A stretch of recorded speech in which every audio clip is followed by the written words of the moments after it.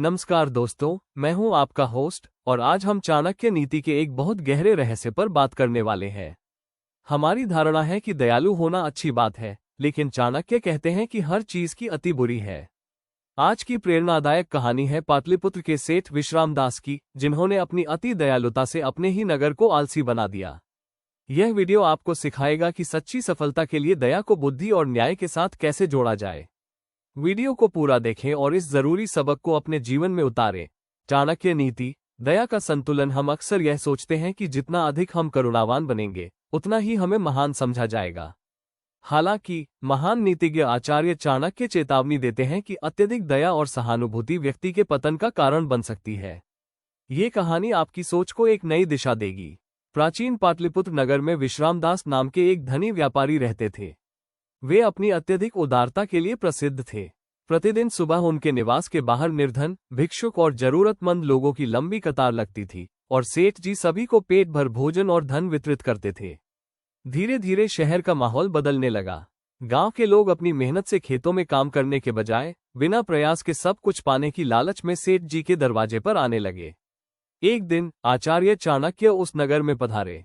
ये दृश्य देखकर वे सीधे व्यापारी विश्रामदास से मिलने पहुंचे। चाणक्य ने पूछा, सेठ जी, आप इतनी अधिक चीजें क्यों बांटते हैं? सेठ जी ने नम्रता से उत्तर दिया, आचार्य, मेरी इच्छा है कि मेरे नगर में कोई भी व्यक्ति भूखा न सोए। चाणक्य ने उन्हें बुद्धिमान बनाते हुए कहा, सेठ जी, दया करना एक उत्तम गुण है, लेकिन याद रखिए, अतिशय मिठास उत्तम फल को भी खराब कर देती है। उसी तरह अत्यधिक करुणा व्यक्ति को निष्क्रिय और पनगु बना देती है और अंधा विश्वास अक्सर धोखे की ओर ले जाता है। किंतु सेठ जी अपने दान पर गर्व करते हुए बोले, आचार्य, दान पुण्य से बड़ा कोई धर्म नहीं है। कुछ महीनों के भीतर ही नगर की स्थिति दयनीय हो गई। लोग काम करना छोड़ चुके थे, खेत बंजर हो गए, व्यापार रुक गया और यहाँ तक कि चोर लुटेरे भी सेठ जी की सहृदयता का लाभ उठाने लगे। नगर की सारी समृद्धि नष्ट हो गई। एक रात उन्हीं लुटेरों ने सेठ जी का घर लूट लिया। सेठ जी पूरी तरह निराश और हताश बैठे थे। तभी आचार्य चाणक्य पुनः वहां पहुंचे और कहा, पुत्र, तुमने देखा, जिस दया के माध्यम से तुम दूसरों की मदद करना चाहते थे, उसी अतिशय दया ने आज तुम्हारा सर्वनाश कर दिया। चाणक्य ने अपनी बात जारी रखते हुए कहा, दयालुता तभी तक महान है जब तक वह विवेक और न्याय के साथ संतुलित हो। बिना विवेक की दया व्यक्ति और समाज दोनों को कमजोर और पतनशील बना देती है। सेठ जी ने हाथ जोड़कर कहा, आचार्य, अब मुझे ये सत्य समझ आ गया है। दया और दान में संतुलन ही सच्ची राजनीति है। ये कहानी हमें यह महान शिक्षा देती है कि दया, सहानुभूति और उदारता जीवन के आवश्यक अंग है, पर जब यह अति हो जाती है तो ये दूसरों को आलसी और पूरी तरह निर्भर बना देती है। चाणक्य नीति का सार यही है, दया हमेशा बुद्धि और न्याय के तराजू पर तौली जानी चाहिए। इसी संतुलन में ही सच्ची सफलता और स्थायी सुख निहित है। क्या आप इस बात से सहमत हैं कि जीवन में दयालुता और व्यवहारिकता, कठोरता के बीच सही तालमेल जरूरी है? तो दोस्तों, आज हम जानेंगे महान आचार्य चाणक्य की उन 10 सबसे रहस्यमयी और शक्तिशाली नीतियों के बारे में, जो जीवन के गहरे सत्यों को उजागर करती है। ये वो नियम हैं जो आपको सिखाएंगे कि कब चुप रहना है, कब बोलना है और कैसे अपनी अच्छाई को अपनी कमजोरी बनने से बचाना है। अगर आप सफलता, सम्मान और सुख पाना चाहते हैं तो इन 10 बातों को ध्यान से सुनिए। चलिए शुरू करते हैं। आचार्य चाणक्य की 10 रहस्यमयी नीतियां। विष से अमृत ग्रहण करना। नीति, यदि विष में भी अमृत छिपा हो तो उसे ग्रहण कर लेना चाहिए। इसका अर्थ है कि ज्ञान या अच्छी बात आपको किसी बुरी या अप्रिय जगह से भी मिले तो उसे तुरंत अपना लेना चाहिए। ज्ञान का स्रोत मायने नहीं रखता, ज्ञान स्वयं अमूल्य है। शक्ति का छिनना, ताकत या तो आती है या जाती है।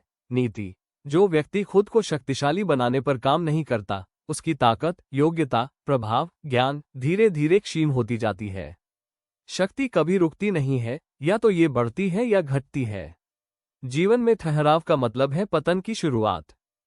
दुष्ट मित्र और सर्प में अंतर। नीति, एक दुष्ट व्यक्ति और एक सर्प, सांप में केवल यह अंतर है कि सर्प तभी डसेगा जब उसकी जान को खतरा हो, लेकिन दुर्जन व्यक्ति आपको हर कदम पर हानि पहुंचाने की कोशिश करता है।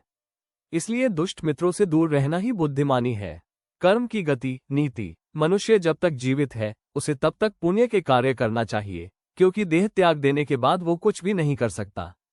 आपका वर्तमान कर्म ही आपके भविष्य का निर्माता है। अति सर्वत्र वर्जेत, हर चीज की अति हानिकारक। नीति, बहुत अधिक सीधा होना अच्छा नहीं है। जिस प्रकार सीधे वृक्ष सबसे पहले काटे जाते हैं, उसी प्रकार अत्यधिक सरल और सीधा व्यक्ति धोखा खाता है। जीवन में थोड़ा लचीलापन और व्यवहारिकता जरूरी है।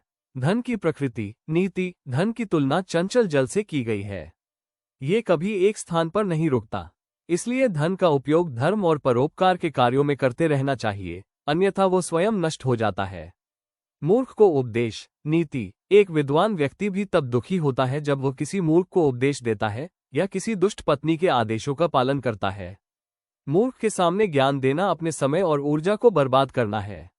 आत्म मूल्यांकन, खुद को जानना। नीति। समझदार व्यक्ति को हमेशा विचार करना चाहिए कि मैं कौन हूं, मैं क्या करने में समर्थ हूं, मेरे मित्र कितने हैं और जिस स्थान पर मैं रहता हूं वो मेरे लिए कैसा है। बिना आत्म मूल्यांकन के सफलता असंभव है। आग, ऋण और शत्रु। नीति। आग, ऋण, कर्ज और शत्रु, इन्हें कभी भी पूरी तरह नष्ट किए बिना नहीं छोड़ना चाहिए। यदि ये थोड़े भी बाकी रह गए तो वे समय पाकर फिर से बढ़कर आपका सर्वनाश कर सकते हैं। पवित्र कार्य निरंतर करें। नीति। ऐसा कोई दिन नहीं जाना चाहिए जब आपने दान, अभ्यास, ज्ञानार्जन या कोई पवित्र कार्य न किया हो। जीवन को उद्देश्यपूर्ण बनाने के लिए इन तीनों का नित्य पालन आवश्यक है। ये नीतियां हमें बाहरी दुनिया के साथ साथ अपने आंतरिक व्यवहार को भी नियंत्रित करने की गहरी समझ देती हैं। आपको इनमें से कौन सी नीति सबसे अधिक रहस्यमय लगी? तो दोस्तों, ये थी आचार्य चाणक्य की वो 10 रहस्यमयी नीतियां जो हमें सिखाती हैं कि जीवन में दया, ज्ञान और शक्ति का संतुलन कितना जरूरी है। याद रखिए, सफलता रातों रात नहीं मिलती, यह विवेकपूर्ण फैसलों और निरंतर अभ्यास से आती है। अब आप तय कीजिए कि आप अपने जीवन में कमजोर सीधे वृक्ष बनना चाहते हैं या विवेक और न्याय के साथ खड़े एक शक्तिशाली व्यक्ति। अब बारी है आपकी। आपको इन 10 नीतियों में से सबसे शक्तिशाली या सबसे रहस्यमयी नीति कौन सी लगी, जिसने आपकी सोच बदल दी? मुझे नीचे कमेंट बॉक्स में जरूर बताइए। अगर आपको यह वीडियो पसंद आया हो और आपको कुछ नया सीखने को मिला हो तो इसे लाइक करें, अपने दोस्तों के साथ शेयर करें और ऐसे ही ज्ञानवर्धक वीडियो रोजाना देखने के लिए सक्सेस मैन चैनल को सब्सक्राइब करना और घंटी वाला बटन दबाना बिल्कुल न भूलें। मिलते हैं अगले वीडियो में, तब तक सीखते रहें और आगे बढ़ते रहें। धन्यवाद।